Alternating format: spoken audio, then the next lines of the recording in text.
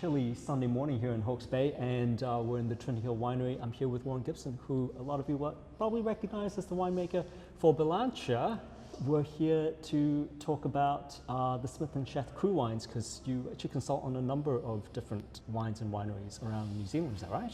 That's right. Yeah, I'm old enough now to collect a few small projects outside of my main job. Actually, my main role is still at Trinity Hill as chief winemaker, so hence one of the reasons why we're here. So the first vintage that was made in this winery with John Hancock, and then Lorraine, my partner, and I, we also started Belancha, our own brand, in '97. So.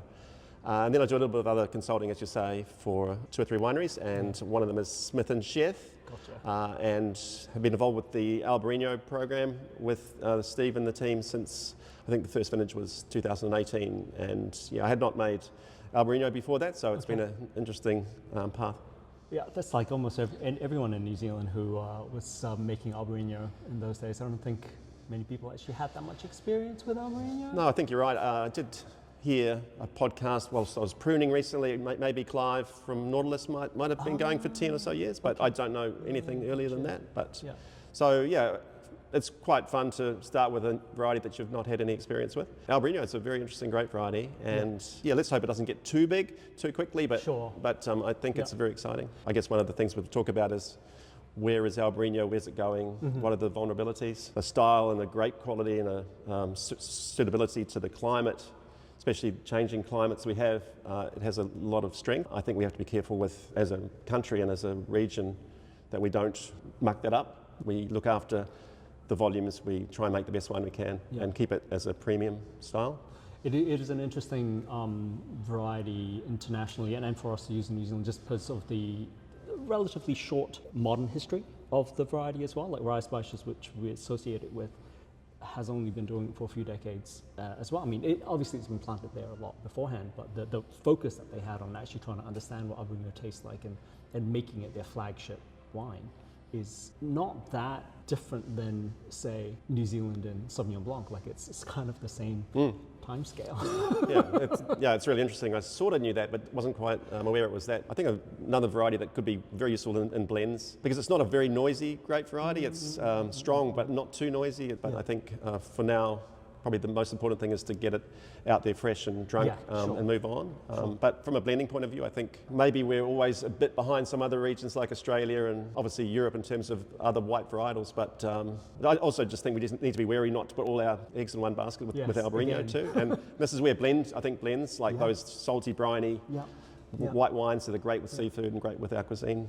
And Albariño can fit in as a blend. That would be fantastic. I think Salnes is the only one that is entirely focused on Albariño. All the others, like Orosal and Contatoltea, the actual ones that are labeled as those are blends.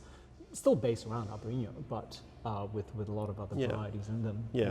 Varieties we probably don't know so well, do you think? Yeah. I do a little bit of work with the landing up in the far north as well. So Ben and Teresa there in the vineyard and in the winery with Ben. And at the moment they've just planted Albariño, Fiano, Alvasia, Bianca. And the idea of making a dry, savoury white wine that goes well with the seafood, because they make great Chardonnay, but not everybody likes Chardonnay or wants to drink Chardonnay. So I think going forward, I'll go back to what I said, blending is potentially a very good option. So I think you were explaining before that the first vintage of the CRU Albariño was 2018, and that's entirely from the Howe vineyard? Yeah, so I think we got that right, 2018. I should have fact checked really, but I'm pretty sure that's correct. The Howell vineyard, which is now called the Fratelli vineyard, Smith Sheth have been taking fruit from that since I think 2016, maybe 15. And the first crop I believe was 2018, and we hadn't made any wine from Albariño under the Smith Sheth label. So I'm directed by Steve Smith MW. Yeah, we worked together, but under his direction, neither had Steve. So it was an exciting time. I guess it wasn't a massive volume, so we had to be careful not to muck it up. So right from the beginning, I think it was probably my feeling that rather than just do a straight tank fermented style, which is valid, we would try to build up a little bit more texture and complexity from fermenting in older barriques and older barrels. So this room here is sort of where we've been making the wine. I guess right from the start, we tried to build up complexity from 2 or 3 components. It is a very strong grape variety in that it gets quite high in sugar, higher than what we would normally consider ideal for Chardonnay or Sauvignon, or it needs to get ripe, and it does get ripe, and that could be 24 up to 25 bricks in some years. Wow, and okay. it retains its acidity really, really well. So often, if you want to get into the geeky part of the analysis, it can have a pH under 3 and an acidity over 10 at right. 24, Wow. 24 bricks. So 24 bricks for us is 14, sort of 14 plus % alcohol. Yep. In terms of structure and weight and whatever, almost need to get that ripeness to get the balance. But I think with some vine age and time, maybe we can start picking a little bit earlier, and perhaps working in the vineyard with things like canopy management and whatever, to perhaps get the same sort of flavour profile at slightly lower sugars. So we do hand pick everything, a whole bunch pressed to tank generally, and then I'd say 30% of that wine would be fermented with a cultured yeast, like just an easy, safe fermenter, that just gets it through. One of the problems that you can have with very high sugar is slow fermentations and whatever, so we're going to play that game with some indigenous, with some of the other components. So it's almost like having a 30% of your wine to be sort of like tick. Sure. It's done, it's safe, and that's where you get your fruit purity and your freshness. And straight after the fermentation, you would probably stop the malolactic, so you've kept all of that absolute freshness and vibrancy there. Okay. But bear in mind, if you made that the whole wine, then you would have probably your acidity would be just out of balance for the average palate, or you'd have to leave a lot of residual sugar to balance. Sure. So the idea is you've got that safe, pure, higher acidity component, and then the other 70% of that, this is sort of rough numbers, maybe 40% would be barrel fermented with inoculated or some indigenous, and then let that go through full malolactic as well. So sort of like moderately safe, some complexity. The malo eats up the malic acid, so your numbers get a lot better from a sensory point of view, but when you put a wine through malo, like Albariño, then you lose the absolute fruit that you had, but you get a different style of fruit, a different complexity. But yeah, hopefully you've deconstructed we've got 2 vineyards we're playing with. So the 2 Terraces vineyard that came into play in 2022 or 3. So we've got, a few thousand litres now to sort of deconstruct at the press in that first 1 or 2 days, and then create your wine in your head day 1, day 2, which is the most important time, and then hope for the best after that. So this wine is from Ian's and Linda's block. So Howell, which is the other vineyard, is whereabouts? So the Howell block, which is now called Fratelli, is in Bridge Parr. So more nestled into the foothills of I guess the southern side of Bridge Parr. It's very interesting older soils, quite complex soils, and the 2 Terraces block, Ian. Yeah, our vineyard's up on CRU Road, so on the Mangatahi terraces. Quite a sort of similar soil profile, I guess, to Bridge Parr, and it's salt loams over red metals, but further inland and further elevated, so a bit cooler at night and a bit later. So for those who are not super familiar with the layout and geography of Hawke's Bay, would that be considered central Hawke's Bay, or is it still on this side of? It's definitely still on this side. So on the northern side of the Nararo, you have Crownthorpe and Matapero, and on the south side of the Nararo River inland, it's Mangatahi. There's 2 terraces. Which terrace is the Albariño plant on? This is on the top terrace, so yeah, up by the road. I guess what Albariño gave to us was another interesting variety, but also gives a bit of diversity from all our Chardonnay that we have. So in a tougher year, Albariño gives us some, it's a more robust. So we'll probably see quite a few different aromatics coming through with these next components. This is so earlier in the press run, so you should probably start seeing a little more fineness, and this vineyard's got a little bit more vine age as well, so planted, I would have thought, 2015. That one seems a little more alive, like a little more like a ferment to me, a little less finished, a little bit more, something's happening, maybe the malo. Just giving it a cloud on the nose. Maybe, yes. And even the clarity looks like something's happening a little more. I'd say that's malo. The acid feels really different in that, though. We were saying that just because it's slightly earlier. This is a journey for these wines, and we're tasting them mid-journey. So I think they all look in pretty good condition. Where it goes on the palate and the texture on the back palate seems a little bit counterintuitive to me, but I thought a lot of the tannins I was getting in that earlier sample was barrel, but they're both barrel, and this doesn't, so it has to be just the harder pressing is just giving it that almost like tannin. Yes. It's phenolics. Yes. Yeah, interesting. Yeah. This is from the other vineyards. This is from the old Hal vineyard, now Fratelli. So that came in sort of one picking lot, and basically something that I've been thinking about with Albariño that we used with Chardonnay, which is pretty much like deconstructing the pressing cycle, either going directly to barrel from the press, or at least having components coming to barrel with essentially different parts of the press cycle. So this year, basically from one press load, sort of deconstructed it into 4 different press lots. So actually, rather than going straight to barrel, I went to some stainless steel tanks that we could just gravity fill because it's a bit hard to get them from the press here. Sure. So this wine is from the later part of the press cycle, so from 0.6 bar, which is when you're starting to get not just the super easy free run, a little bit of skin contact.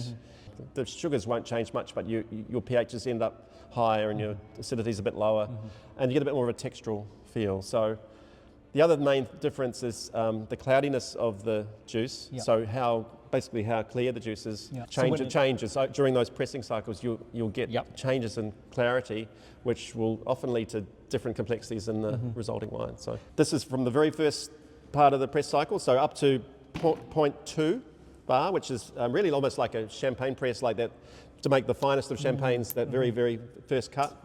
This one is, I'd expect to have the lowest malic acid, but probably the most complexity because it's fermenting in new Albariño hogsheads from David. This is indigenous and probably has the highest turbidity, so coming straight from the press. So this is almost the outside of our other complete indigenous barrels that we'll try from Ian's. This should probably be the most powerful wine, and on its own, probably not something that you would want to have as a single wine. Interesting to think this is sort of supposedly structurally the tightest and possibly the most delicate aromatically, and yet it is being expressed in New York. Yeah, that's right. So whether that's the right thing and we'd do that again, we'll get to the end of the path of this wine and decide. That's experimentation. Yeah, that's right. I think that this wine's finished Malo, finished everything, and no sulfur at this point. So it's not a million miles away from Viognier. Right. It kind of captures that kind of creamy, apricot-y, higher tones of it, and emphasized with by the oak, kind of like lifting that up, giving it a... Yeah, it's a component too, so we wouldn't want to play that maybe as, 10, 12, 13% of the blend. I think in general we're not trying to be too kooky, or we're just trying to build complexity from good fruit. Just it's very much at the press on that first day, just deconstructing, rather than just go all into tank and all into barrel. Let's have a think about how we can make a more interesting wine, and probably from a textural point of view as much as anything. Same vineyard, slightly earlier cut, and yet where the acidity sits on the finish is totally different. It doesn't kind of have that piercing late back palate acidity that the mid cut had. No, it's interesting. Why is that? I think this may be my discussion about that whole champagne cycle. It may be a myth with Albariño. I have a feeling that that's gone through quite a swing of malo to lactic, which means you've got that creamy side to it. So it does feel like that. Then of course you've got the new oak sitting on top as well. So okay. Maybe it's good not to know why some things are happening or not happening. The first wine we tried out of stainless steel, out of the bottle, that I'm pretty sure we included the pressings to pretty much get everything back into a safe balance. Yeah. One of the potential negatives of doing pressings cuts is often you might have an awkward child at the end. Same sort of thing with Chardonnay, or deconstructing at the press. You can have the highlights, but you can have your lowlights. They're better off together. But once you've deconstructed it, something like pressings can look like something a bit awkward and perhaps not on its own. It may not look like the best on its own, but when you add it back, it improves. So a bit like maybe tasting salt or pepper on its own rather than with your meal. Don't dismiss it. It's easy perhaps to line it up in a laboratory or something and go, I don't like this wine, but actually it will fill in the gaps. Yeah, it tends to have more flavour. On its own, it's like, oh, it's maybe a bit clumsy, a bit awkward, but in fact, yeah. And you don't really see its impact on the blend until you actually do those trials. So quite a different aromatic. And On the palate, it almost kind of is the first of ones that we've tried, which has that classic tasting note of like apricot kernel. It has this deeper, broader fruit, but then the spicy side of Albariño kind of, which is quite hard to see. Like I always associate it with like very, very ripe Albariño, but actually. No, maybe it's just the pressings. Yeah. It's just the pressings that kind of gives you the kernel flavors, almost nutty, but like it's like. It's, I get exactly what you're saying. Yeah. And do you see that as a positive in the blend? This one. I think it adds base notes. Yeah. I think it adds something to anchor it down. But there's also this lusciousness about the fruit, which again I always misassociate it with. Oh, it's from a hot year or it's from a warm site, but.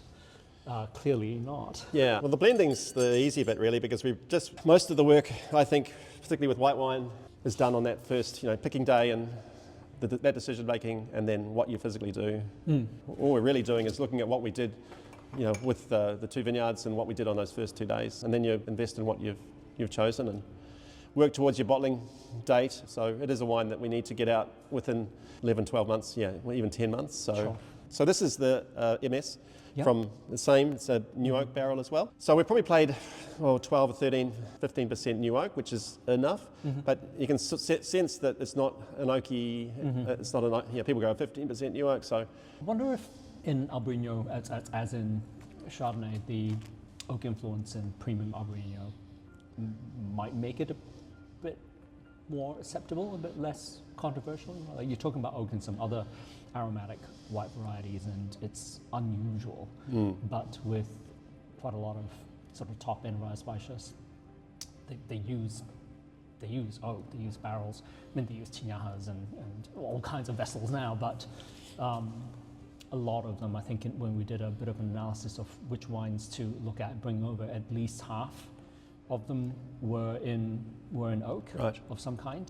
So I wonder if that's kind of the model. Yeah, I think you have to be very careful, obviously. Be much more tempted to use older oak and just eke in a very small amount. What has not been clear to me today, though, just tasting through this, it was one of the things I thought I might be able to see, and it might play to what you're saying earlier about some things maybe best we don't understand. I don't see any pattern to which ferments taste salty, which ones taste saline, which ones don't. I was thinking, it's mainly coming from, like a cooler climate or warmer climate, or it's from newer oak, older oak, but it seems to randomly kind of appear in stronger expression.